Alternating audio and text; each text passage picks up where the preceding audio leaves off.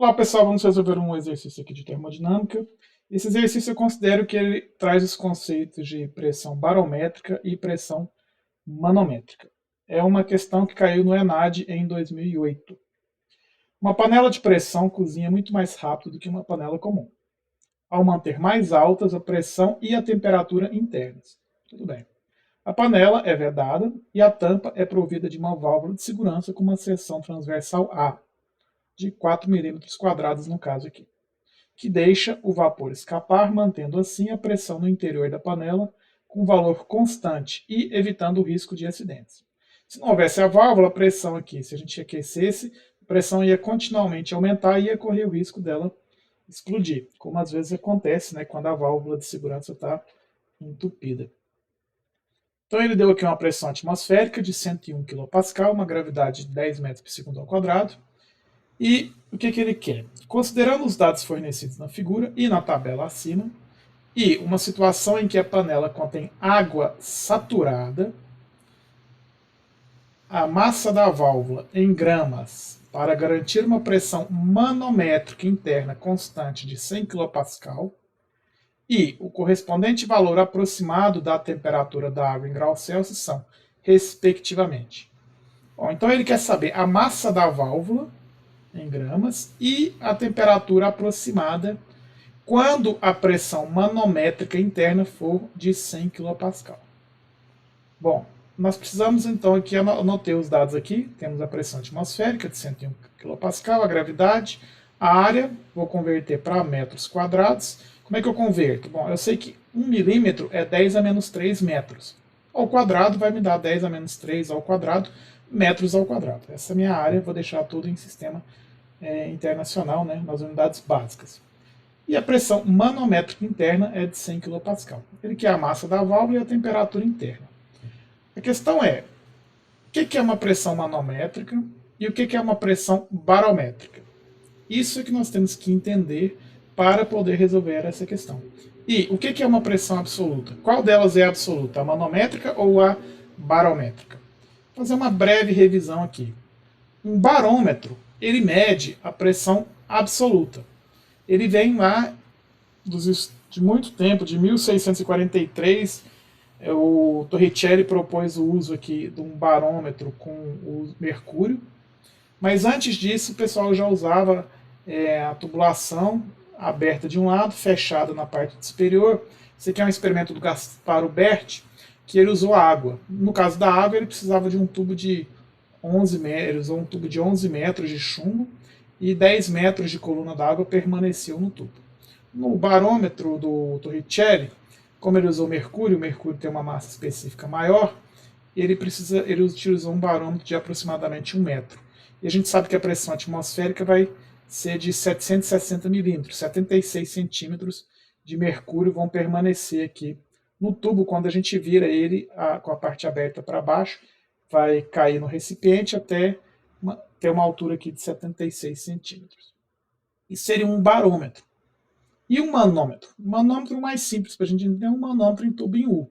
Se a gente tem um tubo em U aberto nas duas extremidades, se a gente coloca, por exemplo, água, uma quantidade de água, e deixa aberto aqui dos dois lados para a atmosfera, nós vamos ter uma altura igual. Não é? Vai ter uma altura igual dos dois lados, porque a gente tem a pressão atmosférica atuando dos dois lados. Agora, se um dos lados, por exemplo, do lado direito aqui, eu tenho uma pressão maior, se eu sopro ou se eu estou ligado aqui numa tubulação pressurizada, do lado de cá, nesse lado direito, a pressão maior é que vai empurrar esse fluido que vai subir do lado esquerdo. Vai haver uma diferença de altura nesse fluido. Isso é que o meu manômetro mede. Esse manômetro tubo eu meço essa altura. E eu converto essa altura numa medida de pressão. Logo, ele vai medir uma pressão relativa, né? Uma diferença de pressão entre essa pressão, no caso aqui absoluta do lado direito, e uma pressão atmosférica do lado esquerdo. Agora, como que eu meço, como é que eu converto essa altura em pressão? Vamos pensar o seguinte, mesmo no barômetro, eu tenho uma altura de fluido. Vamos imaginar então aqui que eu tenho um fluido com uma determinada massa, uma determinada altura, e ele está exercendo a sua força, né, a força-peso, numa determinada área.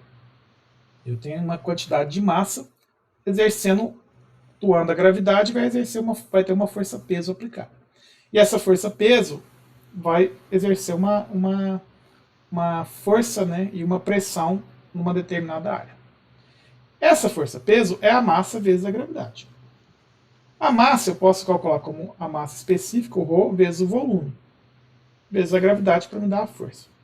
Agora, o volume, no caso desse elemento aqui de fluido, vai ser a área vezes a altura. Isso me dá o volume. Então eu tenho que a força-peso vai ser o ρ vezes a área vezes a altura vezes a gravidade. E a pressão? A pressão é essa força dividido pela área que eu estou atuando. Então vai ser ρ vezes a área vezes a gravidade vezes a altura, ρAh vezes G, dividido pela área. A área vai cortar, eu tenho que a pressão exercida por essa quantidade de fluido vai ser o ρ vezes G vezes H, ρGH. No caso do barômetro, o que eu tenho atuando aqui do lado aqui na superfície livre do fluido? A própria pressão atmosférica. Eu tenho uma coluna de ar atuando aqui. O próprio Torricelli diz que a gente está no fundo de um oceano de ar. Numa carta que ele escreveu para o Hitch, muito famosa. Então, nós temos aqui uma quantidade de ar, uma coluna de ar, e do lado de cá nós temos uma coluna de fluido. No caso aqui do Torricelli, mercúrio. Essa pressão, então, a gente pode pensar como se fosse uma balança. De um lado eu tenho a pressão atmosférica atuando, e do outro lado eu tenho aquela pressão exercida por essa altura de fluido que nós já definimos que é calculada por ρg vezes H. Vai depender do fluido, vai depender da altura. Então, a pressão barométrica, que o meu barômetro mede, no caso, é a própria pressão atmosférica local, no caso aqui. Correto? E a gente pode observar, outra coisa importante é que, se eu estou numa determinada altura, por exemplo, aqui de 10 metros, eu posso dizer, e eu tenho aqui, vamos supor que seja água, eu posso dizer que essa pressão vai ser equivalente a essa altura de 10 metros de coluna d'água. O que acontece se eu vou para uma altura inferior? Minha altura vai aumentar. Então a pressão vai aumentar também. A gente viu que a pressão é ρGH. A pressão vai ser o ρ vezes G vezes a altura. Se minha altura aumenta, eu vou ter uma pressão maior. E se minha altura diminui, eu vou ter uma pressão menor. Então, quando eu desço no fluido, a minha pressão medida vai ser maior, e quando eu subo, a pressão vai ser menor. E o manômetro? Mais simples da gente entender é o manômetro do tubinho, não é? Essa altura de coluna do fluido é aquela mesma altura que a gente já sabe como calcular, ρGH. Agora, vamos supor, nesse caso aqui, eu tenho uma pressão absoluta, que eu chamei de PA, está atuando aqui desse lado direito. Aí eu tenho aqui esse ponto desse fluido. Esse fluido do lado direito e do lado esquerdo, nessa referência que eu marquei aqui, vão estar na mesma pressão. Então eu tenho a pressão A. A partir desse ponto eu vou subir. Se eu vou subir, a minha pressão vai diminuir. Então eu vou diminuir essa quantidade de coluna aqui, ρGH, desse fluido, até chegar nessa outra referência. O que está atuando aqui? A pressão atmosférica.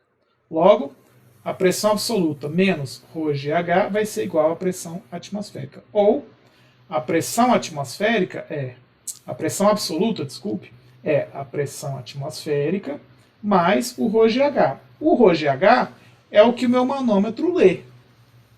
Ou seja, essa é a minha pressão manométrica. Então a pressão absoluta é a pressão atmosférica mais a pressão manométrica. Correto? Então, quando a gente fala aqui, manométrica internamente aqui de 100 kPa, a pressão absoluta aqui interna é a manométrica mais a atmosférica. Vai ser 201 kPa. Vamos resolver primeiro a massa. Desenhei aqui um esboço, aqui, uma representação da minha válvula. Eu tenho a pressão atmosférica externa atuando, vezes a área da minha válvula, e internamente eu tenho a pressão interna, vezes a área, mas eu também tenho atuando aqui nessa minha válvula a força-peso, massa vezes gravidade. Se eu fizer um balanço de forças, eu sei que a somatória de forças na direção y aqui no meu sistema de coordenadas tem que ser igual a zero. Logo, eu tenho, atuando aqui para cima, a pressão interna vezes a área, e atuando para baixo, a pressão atmosférica vezes a área, e a força-peso, massa vezes gravidade. Então isso aqui tem que ser igual a zero. Como eu quero a massa, eu vou deixar isolado aqui. A massa vezes gravidade vai ser igual ao quê? A pressão interna vezes a área. Passei a massa vezes a gravidade lá para o outro lado. Né? Vai ser a pressão interna vezes a área menos a pressão atmosférica vezes a área. Ou, isolando, né, a área, massa vai ser a área vezes a pressão interna menos a atmosférica dividido pela gravidade. A gente observa o quê?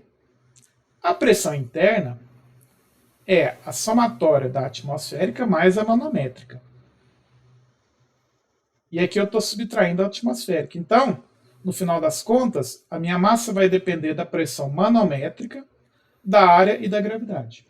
Agora é só substituir os valores aqui para eu calcular a minha massa. Né? A massa vai ser a área, que é 4 vezes 10 a menos 6 metros ao quadrado, converti aqui para metros.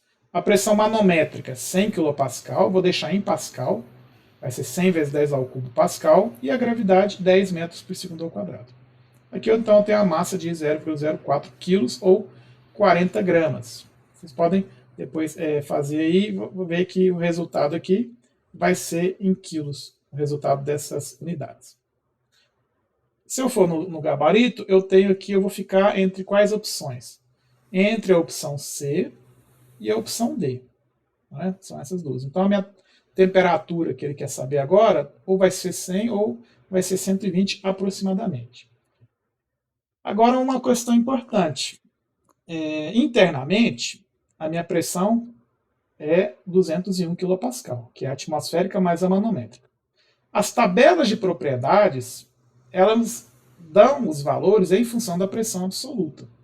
E aqui ele foi até mais bacana conosco, que ele falou, né, tabela de pressão absoluta da água saturada, em função da temperatura. Ele não precisaria ter sido tão específico, poderia ter dado tabela da pressão da água, mas ele já deu, foi bem específico dizendo que a pressão absoluta. Mas as tabelas, elas vão ser em função da pressão absoluta. Geralmente, né? Nunca vi uma tabela que não fosse em função da pressão absoluta. Bom, então o que a gente sabe? Eu sei a pressão de 201 kPa. Vou buscar esse valor aqui na coluna de pressão, né? Que tá aqui, ela está em megapascal, então vai ser 0,201 megapascal. E aí eu observo que ela está aqui nesse intervalo, né? Entre 0,19 e 0,23. Entre as temperaturas de 120 e 125. E vou ter que interpolar? Não. Por quê? Porque nós sabemos já que a massa é 40 gramas. Então, ou a temperatura aproximada é 100 ou é 120. Bom, na hora que eu interpolar aqui, eu vou saber que a minha temperatura vai estar entre 120 e 125. Então, ela não vai ter como ser igual a 100. Ela é maior do que 100. Ela é maior, inclusive, do que 120. Então, ela vai estar entre 120 e 125. Portanto, a única alternativa que resta aqui é a alternativa D de dado, que é o gabarito oficial, questão 35, alternativa D de dado. Correto? Então, essa é uma questão aqui que envolve principalmente o conceito de diferença de pressão manométrica e barométrica e a pressão absoluta para obter o valor da temperatura de saturação.